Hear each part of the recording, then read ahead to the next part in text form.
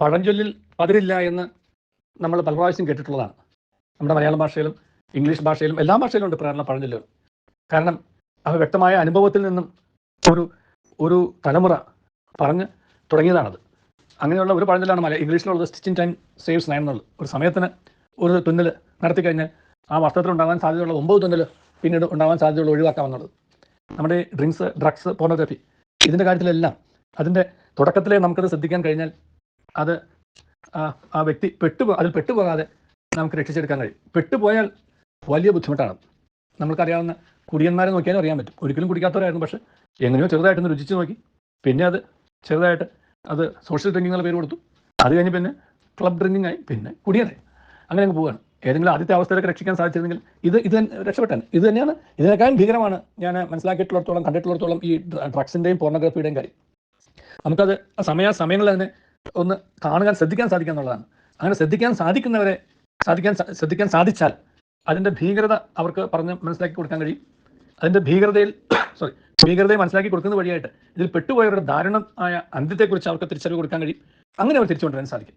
ഈ stitch in time saves 9 എന്ന് പറയുന്നതിൻ്റെ അർത്ഥമാണ്, ആ സമയത്ത് നമ്മൾ തുന്നിയില്ല എന്നുണ്ടെങ്കിൽ ആ തുണി പിന്നീട് ഒരുപാട് കീറുകയും പിന്നീട് ഒരുപാട് തുണി വരികയും ചെയ്യും. ഇത് തന്നെയാണ് അതിൻ്റെ ഒരു മറുവശം. ചിന്തിച്ചാലും ആദ്യമേ നമ്മൾ ഒന്ന് നോ പറയാനും ആദ്യമേ തന്നെ അത് തിരുത്താനും നമുക്ക് പരിശ്രമിച്ചാൽ നമുക്കത് എളുപ്പത്തിൽ സാധിക്കും. നേരെ മറിച്ച് അതിൻ്റെ മുന്നോട്ട് പോകും തോറും അത് തിരുത്താനോ ആ വ്യക്തിയെ നേടിയെടുക്കാനോ ഒരുപാട് ബുദ്ധിമുട്ടേണ്ടി വരും. അത് അത്രമാത്രം അടിപ്പെടുത്തുന്നതാണ് ഇത്തരം വാസനകൾ.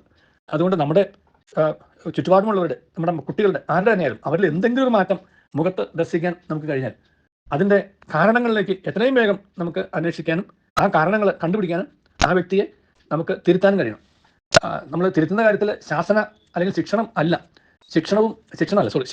ശിക്ഷയും ശാസനവും ഒറ്റയടിക്ക് ഇങ്ങനെയുള്ള തിരുത്താൻ ഒരിക്കലും ഉപകരിക്കില്ല.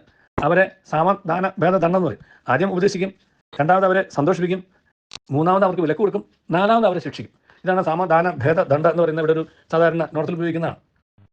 അങ്ങനെയുള്ളൊരു സമീപനം എടുക്കാതെ ഒറ്റയടിക്ക് അവരെ കുറ്റക്കാരായി കണ്ട്, അവർ തെറ്റുകാരായി കണ്ട്, അവരെ മോശക്കാരായി കണ്ട്, അവരെ ഒറ്റപ്പെടുത്തി അവരേതെങ്കിലും ഒരു സ്ഥലത്ത് കൊണ്ടാക്കി ശിക്ഷിച്ച് അത് അവരിൽ കൂടുതൽ ആഘാതങ്ങൾ ഉണ്ടാക്കുകയുള്ളൂ.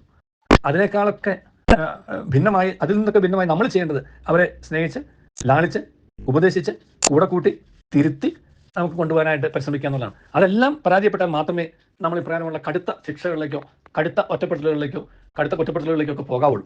അല്ലാത്ത പക്ഷം അത് വിപരീത ഫലങ്ങൾ ഉണ്ടാക്കും. ദൈവം നമ്മെ അനുഗ്രഹിക്കട്ടെ. നമ്മുടെ ചുറ്റുപാടുമുള്ളവരിലേക്ക് ഒരു കണ്ണ് വയ്ക്കാൻ, പ്രത്യേകിച്ച് നമ്മുടെ കുട്ടികളിലേക്ക് ഒരു കണ്ണ് നമുക്കുണ്ടാവണം.